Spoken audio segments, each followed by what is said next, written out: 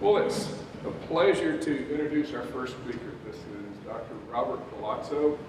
We're actually in a very unique situation. So Dr. Palazzo is our Dean of the College of Arts and Sciences.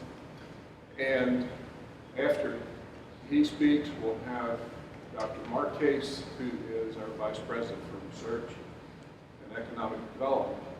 Both have the distinction of being past presidents of FASET, so we're going to get a lot of science in this. And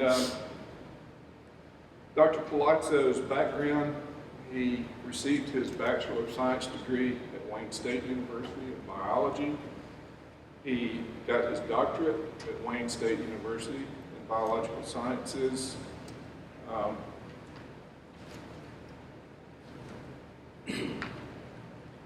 The introductions could go on and on and on, but I won't do that.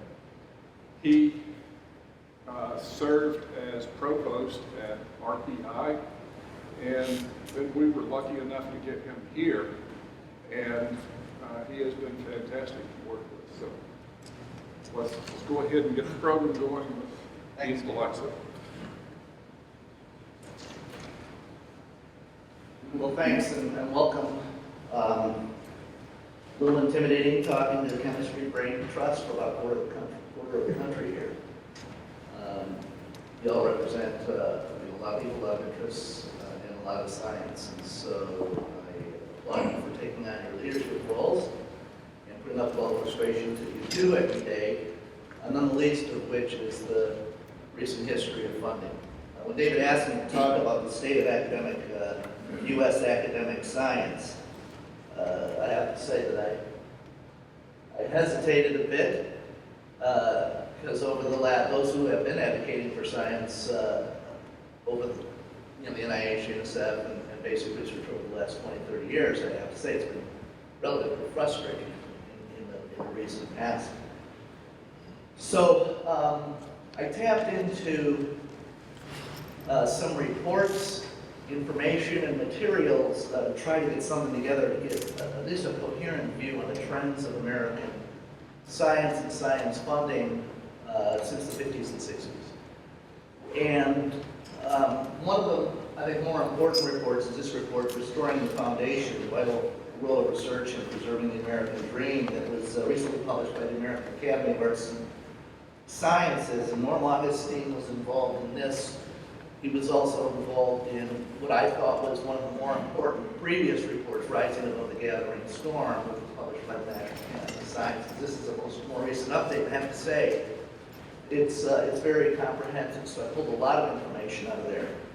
Also, Kai Kazemi, who used to be at the, he was the budget analyst for AAAS for many, many years, is now with the Office of Science and Technology Policy in the White House. So his information and materials are always a great resource, very thorough, very detailed.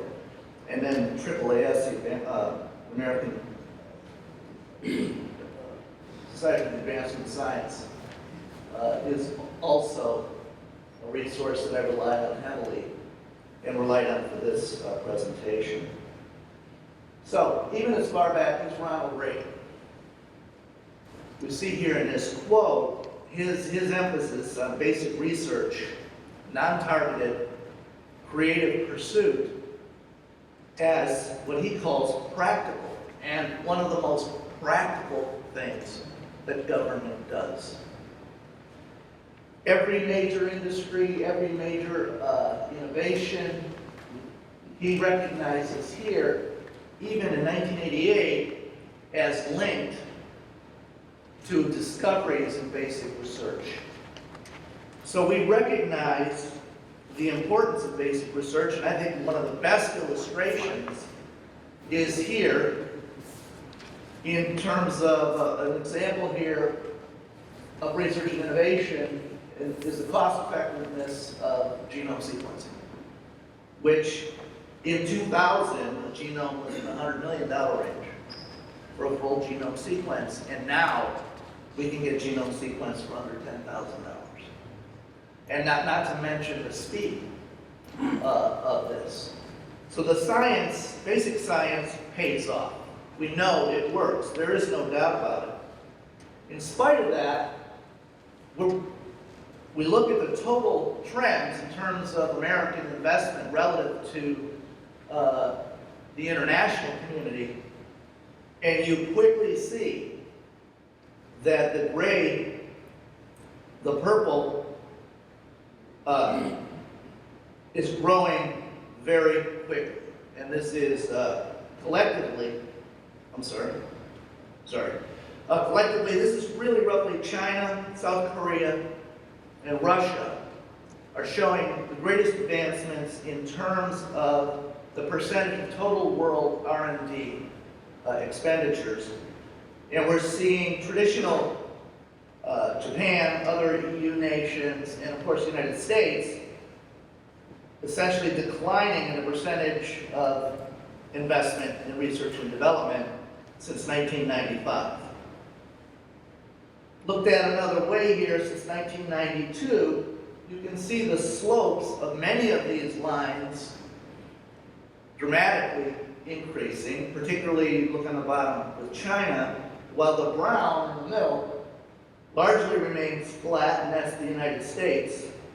Korea rising rapidly, and you see Israel actually at the top with 4 to 4.5% of their GDP expenditures in science and research. And what do we recognize Israel as today?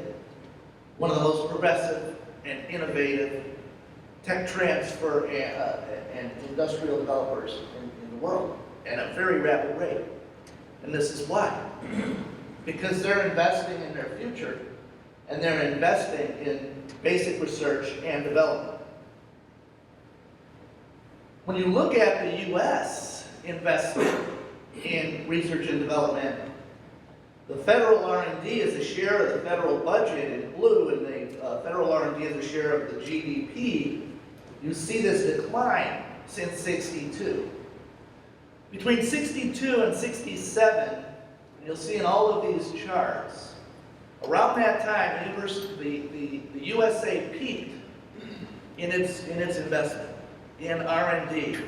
And ever since that time, it has been either stumbling or declining. So this is a long-term issue, not something that has developed recently. In fact, in '92, the U.S. ranked first in its R&D development as percent of GDP. And now, just 14 years later, we're ranked 10th. So that's a pretty serious change in a relatively short period of time. What's the consequence of that? If you look at the orange line here, that's the trajectory of the historic investment in R&D by the U.S. in basic research. Sorry, this is federal basic research as a share of GDP. This was the rate. Okay? This is what happened around 1993 to 95. You can see we fell off the curve, bounced up to NIH doubling, we had the ERA investment, but this is where we are now. If you take these projections out to 2030, you see this gap in what could have been to where we might be. So the basic research investment shortfall here could be as much as 640 billion by 2032 off of the trajectory line that we were once on.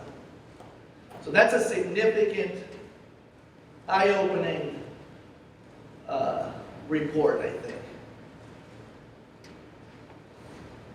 So what does that mean in terms of our research prowess compared to competitors? What that means is our R&D expenditures in the United States, the European Union, and in China, you see that Europe and the US roughly in parallel here with this slope. But China will likely be the major international investor in research and development by 2022 or 2023. This is real. This isn't imagined.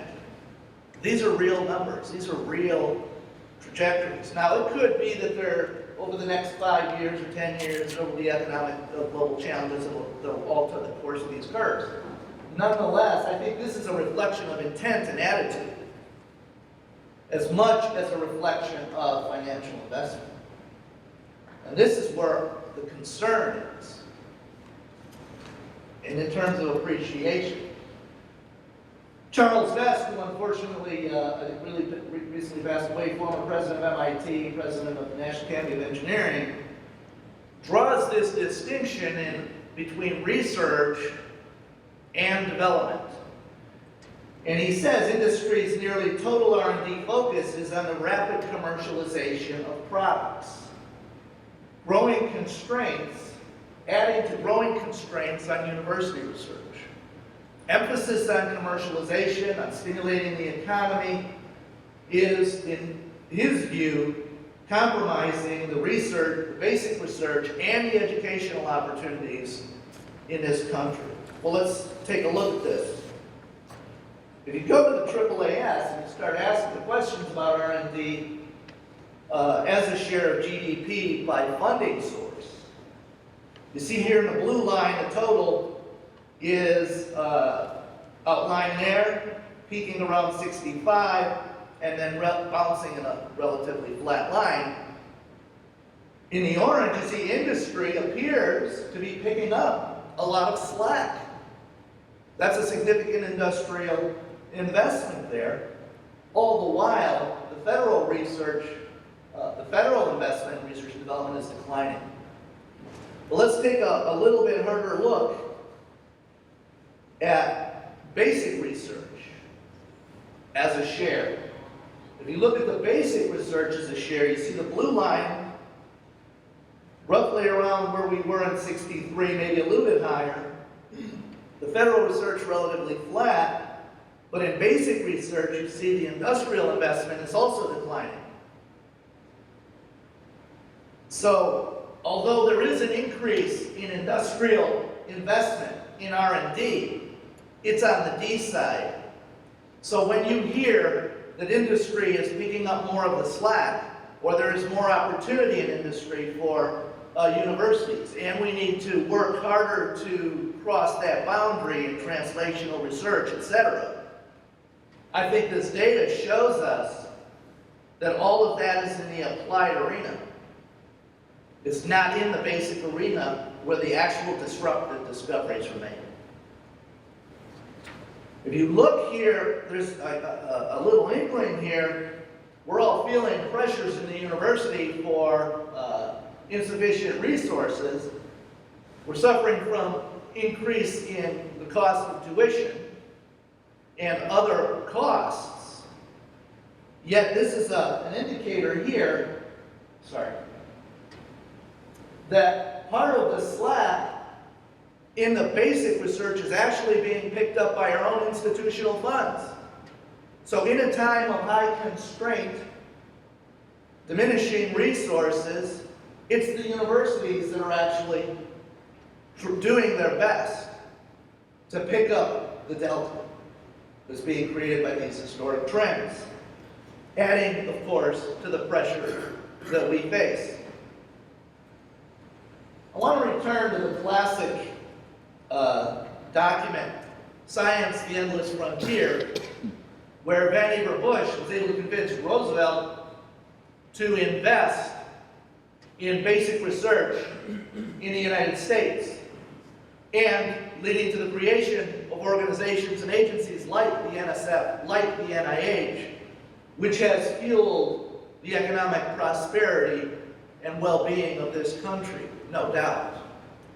Bush said that we have to have a linkage between basic research and education. And here he says we must have plenty of women and men trained in science.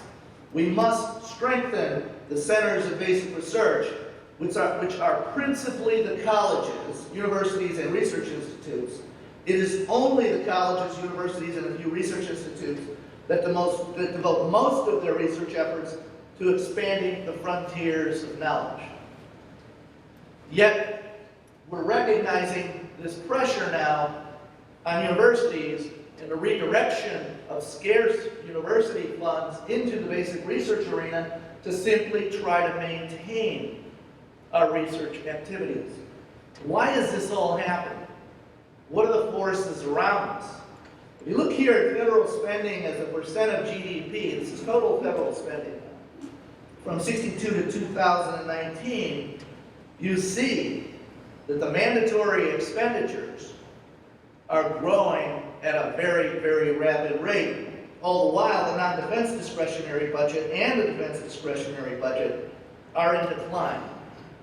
We're being forced into a trade-off between the future in terms of discretionary spending and research in other arenas and the payments to individuals. You look here at the chart of the composition of the federal budget, the payments to individuals is on a sharp incline. This is mandatory spending. All the while, defense, non-R&D defense, and investments in research and infrastructure and education are pressured by this zero-sum game that we're tracking. This was the chart from the AAAS that really vividly demonstrated to me the consequence for universities and basic research institutes. If you look at the university R&D funding by source, you see that while the industrial source has increased somewhat since the 70s, the state and local resource is declining. The federal resource is somewhat declining, although flat for the last few years. But you see there in the purple the increase in institutional support for R&D. That's us. That's us. We're redirecting money into R&D. Money that we need for other purposes as well. So if we look ahead, the discussion's now starting on the 2016 budget. If you look ahead, if you look here now, what are the areas? So we're talking about research and development, we're talking about basic research versus development. And if we look over the last 10 years, who have been the winners and losers? And I would say that a look at this chart gives us some insight that the applied areas, albeit these are relatively smaller portions of the overall budget, it's really clear that commerce, applied energy programs, some growth in the NSF and the DOE. But here, this is, I think, a reflection of our current philosophical approach. That even the research funds that we do have, we're focusing into the applied arenas more and more. If we look ahead, the President's proposed 2016 budget, again, you can see here is all of the entitlement spending. The non-defense discretionary and the discretionary budget here being roughly a quarter of this pie. And here's the distribution of those funds now in terms of federal agencies. And what you can see is the DoD is a major R&D expenditure agency. However, if you look at the research part of that, you're really only talking about somewhere in the neighborhood of 10 billion, maybe 8 to 10 billion. The rest is in the development arena, not unlike the industrial sector. If you look at the NIH, and people often say, oh my God, the NIH is, roughly 31 billion, it's been a big winner. That's true, but this is only 20%. Roughly 21% of the total agency expenditures on health research. So I think we need to balance these, our views of these numbers when we're in this kind of zero-sum game and pulling against each other in agencies. I wanted to go, this is Kai's slide, Kai Kazemi's historic slide, he's been showing us for many years, 95 to 2014. You see the growth in various agency budgets. And of course, the NIH, which experienced doubling around the 2000 to 2003, 2004 period, has had a drop, which has been relatively flat since, except for the era investment. You look at this, there's some interesting observations in the rest of this chart. First, the NSF is only 6 to 8 billion. That's even with the America Competes Act, all of the emphasis on basic research that leads to translational opportunities, much of it funded by the NSF, the DOE. You see here, it's still a relatively small proportion of the total federal research expenditures. Now, NASA is kind of interesting. Once at a significant level, probably approaching 18 to 20 billion, went through a real serious decline. You can see the danger in this kind of thing. And now is showing increase back to previous levels.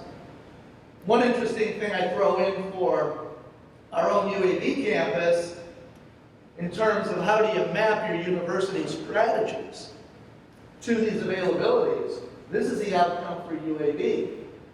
We see that the majority, roughly 80%, 90% or more of our research expenditures are from the NIH.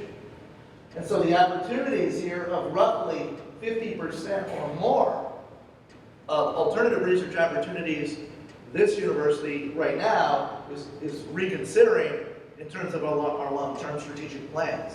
So I would urge any leadership at universities to begin to consider where they are, where the opportunities are, and how they need to restructure their thinking and guide their universities into opportunity space.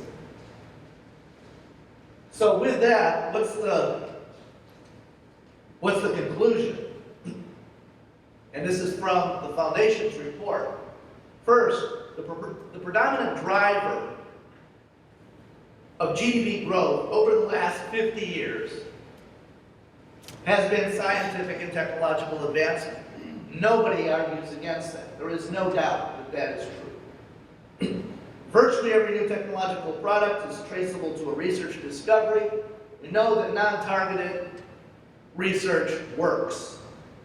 The opportunities of serendipity, presuming you know the direction and can map decisions to outcomes, is very dangerous in scientific research. I remember a quote by Albert Einstein at once said that if I knew the answer, it wouldn't be research. And that's true. So it's very difficult when we're under a lot of pressure in terms of guaranteeing outcomes or gauging investments to predict the outcomes of basic research. But as Ronald Reagan said, it is the most practical thing that government invests in. So research is the lifeblood of high-tech economy, plays a critical role in economic and personal well-being of most citizens. And finally, and this is, in my opinion, an undeniable observation at this point, that America is permitting its highly successful system to atrophy. So that's not a very pretty picture. I think the trend data is undeniable from multiple sources.